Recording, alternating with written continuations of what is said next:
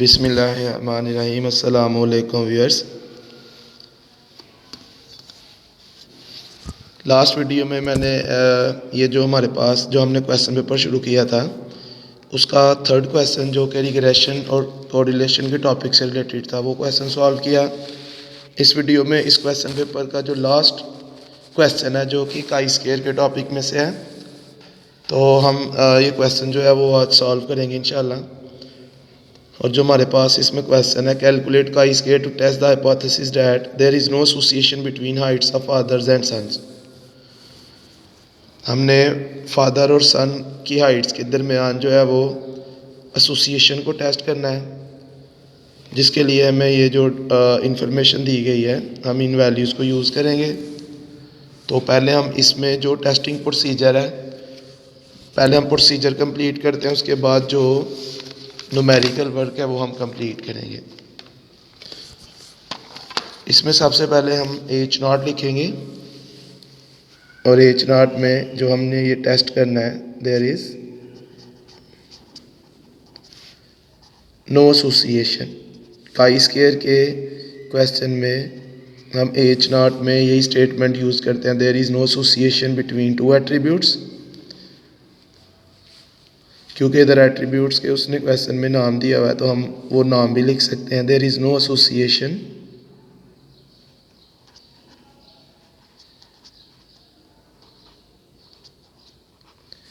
Between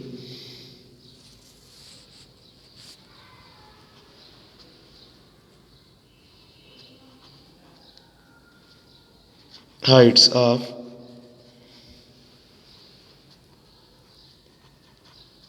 fathers and sons। H1 alternative hypothesis है, same statement, सिर्फ ये जो जिधर नो है इसकी जगह हम लिखेंगे some. There is some association between heights of fathers and sons. Level of significance, question में लेवल ऑफ सिग्निफिकेंस की वैल्यू गिवन नहीं है, तो क्वेश्चन में अगर लेवल ऑफ सिग्निफिकेंस की वैल्यू गिवन ना हो तो हम 5% जो है वो यूज़ कर सकते हैं। 5% मीन 0.05। और जो हमने काई स्क्वायर की टेबुलेटेड वैल्यू देखनी है उसके लिए हम 1 माइनस एल्फ़ा यूज़ करते हैं, तो 1 माइनस एल्फ़ा आ जाएगा 1 minus 0.05 which is equal to 0.95। Degrees of freedom का जो फार्मूला है वो है R-1 multiply by C-1। R stand for number of rows and C stand for number of columns. तो जो आपकी कॉपी की लाइंस यूज़ होंगी वो नंबर ऑफ रोज है जितनी लाइंस यूज़ होंगी। जैसे ये देखें, ये फर्स्ट लाइन, ये सेकंड लाइन और ये थर्ड लाइन। तो इसमें R जो है वो 3 है, 3 रोज हैं, और कॉलम हर लाइन में जितने नंबर यूज़ हो रहे हैं 1 2 3, या आप वर्टिकली वैल्यूज़ देख सकते हैं। तो इसमें हर लाइन में 3 नंबर्स यूज़ हो रहे हैं, इसका मतलब इसमें 3 कॉलम्स हैं। C भी आ गया 3 माइनस 1। हॉरिजेंटली जो नंबर लिखे होते हैं, हॉरिजेंटली नंबर्स रोज़ को और वर्टिकली कॉलम्स को रिप्रेजेंट करते हैं। तो इसमें 3 रोज़ और 3 कॉलम्स हैं, तो ये आ जाएगा 3 माइनस 1 आ गया 2, 3 minus 1 2 multiply by 2 4। Critical value जो हमने टेबल से वैल्यू देखनी है, टेबुलेटेड वैल्यू, क्रिटिकल वैल्यू हम उस वैल्यू को कहते हैं जो एक्सेप्टेंस और रिजेक्शन रीजन को सेपरेट करे।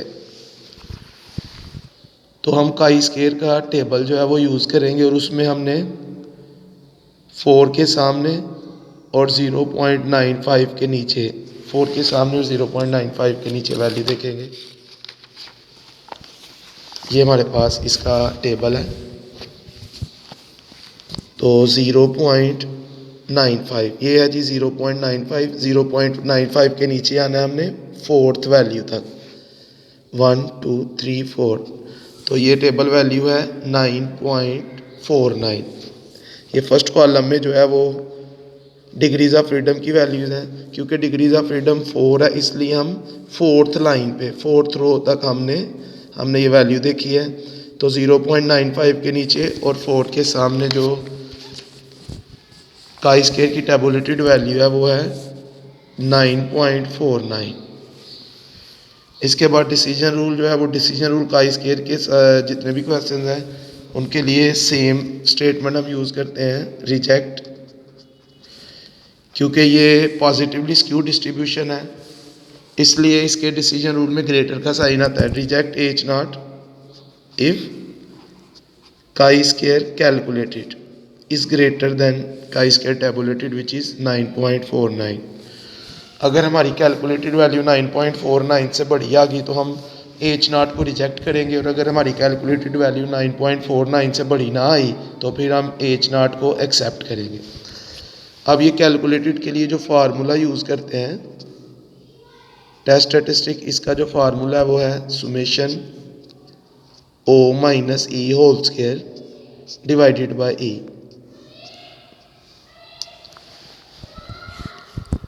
अब इस टोटल को हम कैलकुलेट करेंगे, उसके लिए ये जो हमें क्वेश्चन में वैल्यूज़ दी गई हैं, ये क्वेश्चन में जो वैल्यूज़ हैं ये ऑब्जर्व्ड फ्रीक्वेंसी की वैल्यूज़ हैं, और हमने इनकी मदद से हमने एक्सपेक्टेड फ्रीक्वेंसीज यानी ई की वैल्यूज़ फाइंड करनी है। उसके लिए पहले हम ऑब्जर्व्ड फ्रीक्वेंसी के टेबल की रोज़ और कॉलम्स के टोटल फाइंड करेंगे। तो पहले मैं इसके कॉलम्स के टोटल फाइंड करता हूँ। ये जो फर्स्ट कॉलम है वेरी टॉल जिसकी हेडिंग है, इसकी वैल्यूज़ को हम ऐड करेंगे तो इसका टोटल आ जाएगा 80। सेकंड कॉलम की वैल्यूज़ को ऐड करेंगे तो ये आ जाएगा 50। थर्ड कॉलम की वैल्यूज़ को ऐड करेंगे तो ये आ जाएगा 40, और इन तीनों टोटल्स को ऐड करेंगे तो इधर हमारे पास आ जाएगा ग्रैंड टोटल जो कि आया 170। अब इसी तरह हमने रो वाइज भी टोटल फाइंड करना है। फर्स्ट रो जो है ब्लैक की जो वैल्यूज़ हैं, फर्स्ट रो यानी 42 प्लस 29 प्लस 23, फर्स्ट रो की तीनों वैल्यूज़ को ऐड करेंगे तो ये टोटल आ जाएगा 94। सेकंड रो की तीनों वैल्यूज़ को ऐड किया तो ये टोटल आ गया 39। थर्ड रो की तीनों वैल्यूज़ को ऐड किया तो ये टोटल आ जाएगा 37। अब इन तीनों टोटल्स को भी ऐड करेंगे तो ये भी 170 है, और ये टोटल जो है वो दोनों साइड से ग्रैंड टोटल जो है वो सेम ही आना चाहिए। इसके बाद हमने एक्सपेक्टेड फ्रीक्वेंसीज फाइंड करनी है, तो वन बाय वन हम एक्सपेक्टेड फ्रीक्वेंसी फाइंड करते हैं। ये 42 की क्रॉसपॉन्डिंग एक्सपेक्टेड फ्रीक्वेंसी फाइंड करेंगे। एक्सपेक्टेड फ्रीक्वेंसी को फाइंड करने के लिए हमने जिस वैल्यू की एक्सपेक्टेड फ्रीक्वेंसी फाइंड करनी है उसके कॉलम के टोटल को हम उसकी रो के टोटल से मल्टीप्लाई करते हैं और ग्रैंड टोटल पे डिवाइड करते हैं। तो 42 के कॉलम का टोटल है 80 और इसकी रो का टोटल है 94। इन दोनों को मल्टीप्लाई करेंगे और डिवाइड करेंगे ग्रैंड टोटल पे यानी 170 पे। तो ये हमारे पास जो फर्स्ट वैल्यू ई की वैल्यू आ जाएगी वो आ जाएगी 44.235। इन दोनों को पहले मल्टीप्लाई कर लेंगे, जो आंसर आएगा उसको 170 पे डिवाइड करेंगे। नेक्स्ट 26 की एक्सपेक्टेड फ्रीक्वेंसी जो है 26 के कॉलम का टोटल है 80 और 26 की रो का टोटल है 39। तो 80 को 39 से मल्टीप्लाई करेंगे और 170 पे डिवाइड करेंगे तो ये वैल्यू आ जाएगी 18.353। नेक्स्ट आ जाएगा 80 multiply by 37 divided by 170 is equal to 17.412। अब इसी तरह हम सेकंड कॉलम की एक्सपेक्टेड फ्रीक्वेंसीज फाइंड करेंगे तो ये आएगा 50 मल्टीप्लाई बाय 94 डिवाइडेड बाय 170, तो ये आ जाएगा 27.647। नेक्स्ट आएगा 50 मल्टीप्लाई बाय 39 डिवाइडेड बाय 170, ये वैल्यू आ जाएगी 11.471। नेक्स्ट में 50 मल्टीप्लाई बाय 37 डिवाइडेड बाय 170, तो नेक्स्ट वैल्यू आ गई हमारे पास 10.882। थर्ड कॉलम में आ जाते हैं। जिस तरह हमने फर्स्ट कॉलम की एक्सपेक्टेड फ्रीक्वेंसीज को कैलकुलेट किया उसी तरह सेकंड की, अब इसी तरह थर्ड की करेंगे। तो ये 23 के सामने नीचे जो टोटल है वो 40 है और उसके सामने जो टोटल है वो 94 है।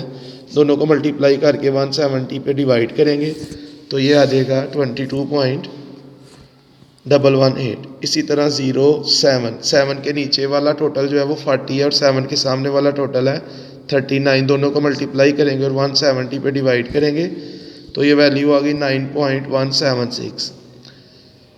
10 के कॉलम का टोटल 40 है और 10 की रो का टोटल जो है वो 37 है। इन दोनों को मल्टीप्लाई करेंगे और 170 पे डिवाइड करेंगे तो ये वैल्यू आ गई 8.706।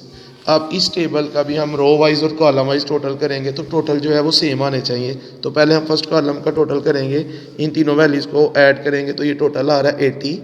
और आप देख सकते हैं कि ऊपर वाले टेबल में भी फर्स्ट कॉलम का टोटल 80 है। इसी तरह टॉल वाले कॉलम की वैल्यूज़ को ऐड करेंगे तो ये भी टोटल आ रहा है 50 और इधर भी 50 है।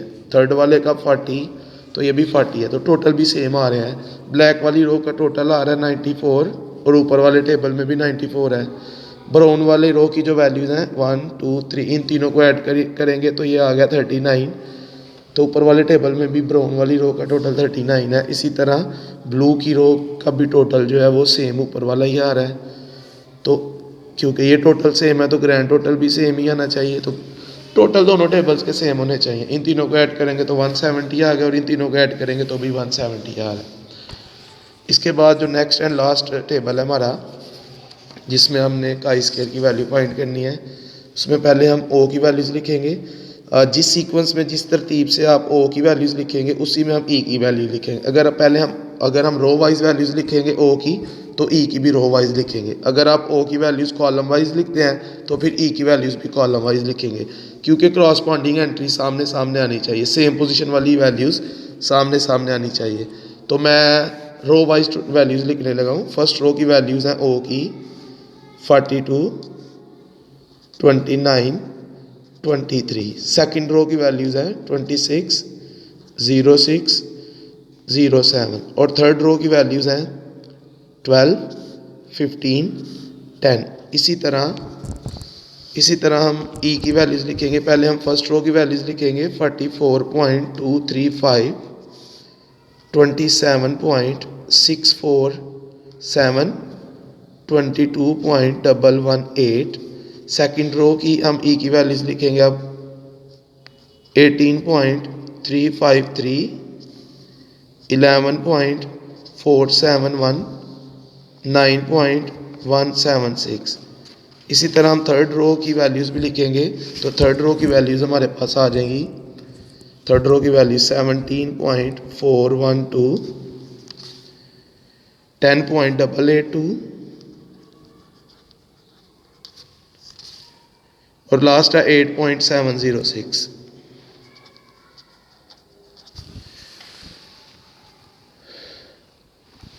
नेक्स्ट कॉलम में हमने ओ की हर वैल्यू में से ई की वैल्यू को माइनस करना है। 42 में से 44.235 को माइनस करेंगे तो ये आ गया -2.235। 29 में से इसको माइनस करेंगे तो ये आ जाएगा 1.353। 23 में से इसको माइनस करेंगे तो ये आ जाएगा 0.882। 26 में से माइनस करेंगे 18.353 को 7.647 आ जाएगा। 6 में से माइनस करेंगे 11.471 को तो ये आ गया -5.471। 7 में से 9.176 को माइनस करेंगे तो -2.176 आ गया। 12 में से हम इसको माइनस करेंगे तो ये आ जाएगा -5.412।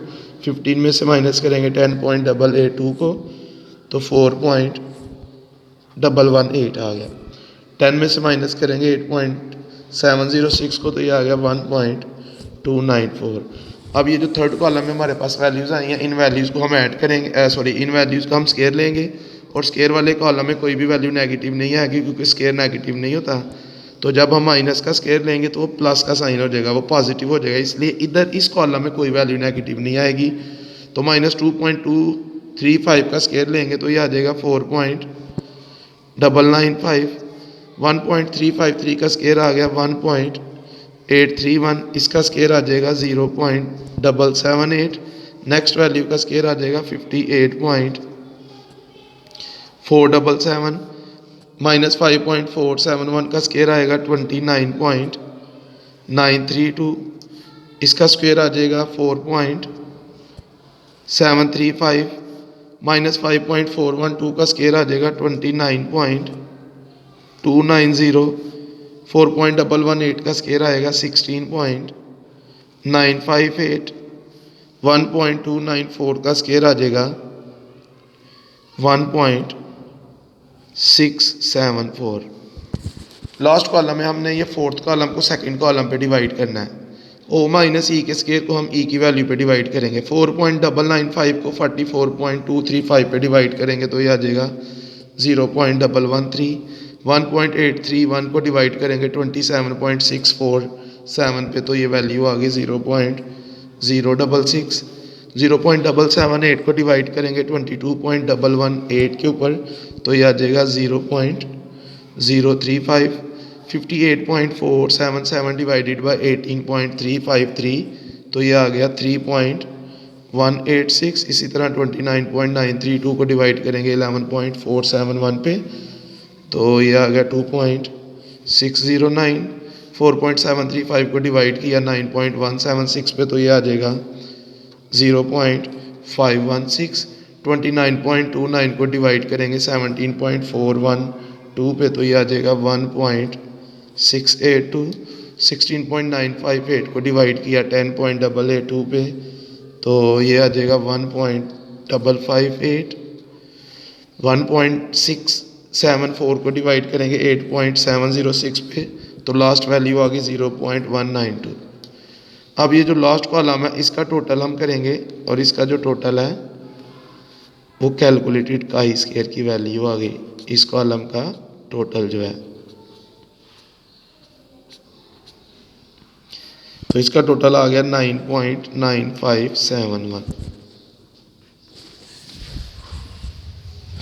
अब इस वैल्यू को हम पुट करेंगे टेस्ट स्टैटिस्टिक में और फिर हम उसको कंपेयर करेंगे टेबुलेटेड के साथ। फिर हम कंक्लूड करेंगे कि हमने एच नॉट को रिजेक्ट करना है या एक्सेप्ट। तो ये आ गई हमारे पास वैल्यू 9.957। ये कैलकुलेटेड है और जो टेबुलेटेड है वो है 9.49। अब अगर तो हमारी कैलकुलेटेड ग्रेटर है 9.49 से तो फिर तो एच नॉट को रिजेक्ट करेंगे। तो हमारी 9.957 इज़ ग्रेटर देन 9.49 तो ये स्टेटमेंट आ गई ट्रू। तो इसका जो कंक्लूजन है we reject H naught. It means के ये जो स्टेटमेंट है there is no association between heights of fathers and sons ये रिजेक्ट हो गई। मीन्स के H1 एक्सेप्ट हो गया। H1 एक्सेप्ट होने का मतलब है there is some association between fathers heights and sons. तो ये था हमारा आज का क्वेश्चन जिसमें हमने दो एट्रीब्यूट्स के दरमियान एसोसिएशन को टेस्ट करना था जिसके लिए काई स्क्वायर टेस्ट हमने यूज़ करना था। तो वो हमने पहले टेस्टिंग प्रोसीजर जो है वो कंप्लीट किया। उसके बाद हमने ऑब्जर्व्ड फ्रीक्वेंसीज़ की मदद से एक्सपेक्टेड फ्रीक्वेंसीज़ की वैल्यूज़ फाइंड की और फिर हमने काई स्क्वायर की वैल्यू फाइंड करने के लिए ये टेबल हमने कंप्लीट किया। और ये टेबल कंप्लीट करने के बाद हम लास्ट पे कंक्लूजन पे पहुँचे। तो कंक्लूजन जो था वो कंक्लूजन ये निकला कि एच नॉट जो है वो रिजेक्ट हो रहा है। तो हमने एच नॉट को रिजेक्ट किया। तो ये इस पेपर का लास्ट क्वेश्चन था। अगर आपको वीडियो अच्छी लगी हो तो आप वीडियो को लाइक करें, चैनल को सब्सक्राइब करें और बेल आइकन को ज़रूर प्रेस करें ताकि आप लेटेस्ट वीडियो से अपडेटेड रहें। तो आज के लिए इतने काफ़ी है, बाकी इंशाल्लाह कल। ओके, अल्लाह हाफिज़।